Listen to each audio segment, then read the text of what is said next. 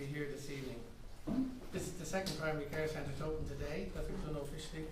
But on average we're opening one a month since we came into government. And I think that's fair reflection of the commitment that we have to primary care. 90 to 95% of people's medical needs can be met and healthcare needs can be met in the community, and that's where they should be met.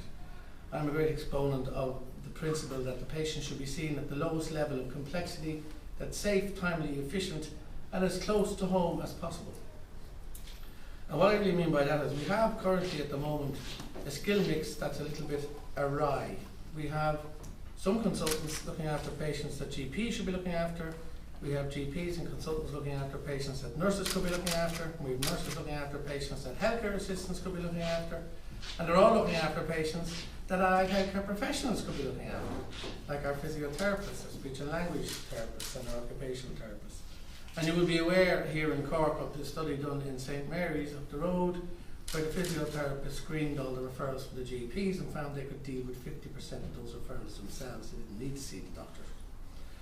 So there's a huge scope for an expanded role for nursing, for GPs, and that means really that people have to give a little bit away to let others do that sort of work that they can do. And as Bob Kaplan, who is the world's leading guru on health economics, said, have everybody practicing at the top of their license, doing work that they and they alone can do, not doing work that others could do. And I believe that will give much better efficiency, much better job satisfaction to those who work on a health service, but most importantly, give better outcomes for patients. And that's what our role is in healthcare. So these fine premises that we're opening today are a wonderful boon to the area of Blackrock, but they'd be no substitute for the ethos and culture of care and compassion, which is here as well, and I know that that's here as it is throughout primary care.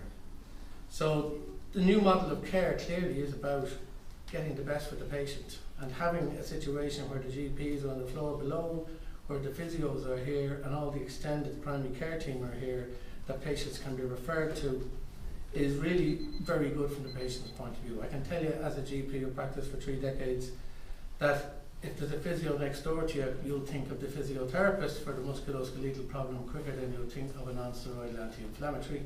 And we all know that these drugs are very effective, but they also have complications like stomach ulcers and renal damage. And physiotherapy can be much better in relation to treating the problem than tablets. So you also have here a whole range of people, of course, as already been said, you know, physio, occupational therapy, speech and language, home support office and dietetics. And I'm also delighted that you have a country first in terms of a community setting to instruct young children with diabetes on the use of the new pumps that are available. There's also, of course, the mental health facilities here, and that's another critical part of our health policy, and that is to destigmatise the issue of mental health. People with mental health issues should not be afraid to talk, should not be afraid to seek help, and they should not be stigmatised by having to walk to a different building in a different part of the city. They should all come in and out the same door and really get the message that this is just the same as having a broken leg. It needs to be fixed, it needs to be examined, it needs to be dealt with, and by so doing you get over it and you move on.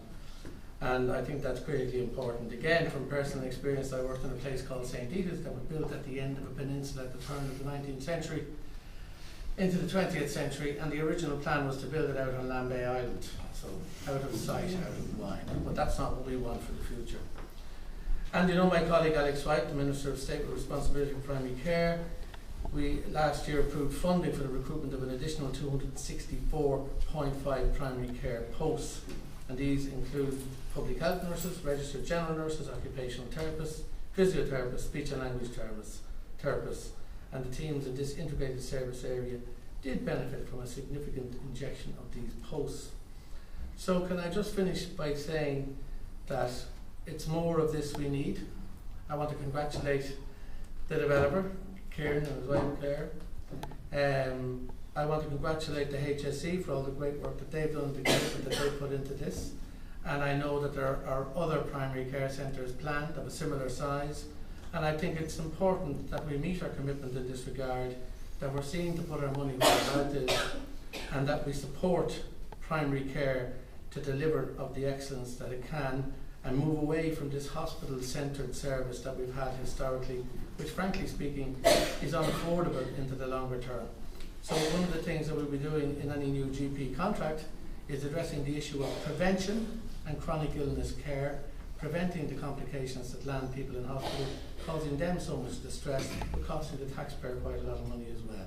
And if we're doing that, then the resources must move from the hospitals out to the community, and that will be done. So again, I want to congratulate everybody here.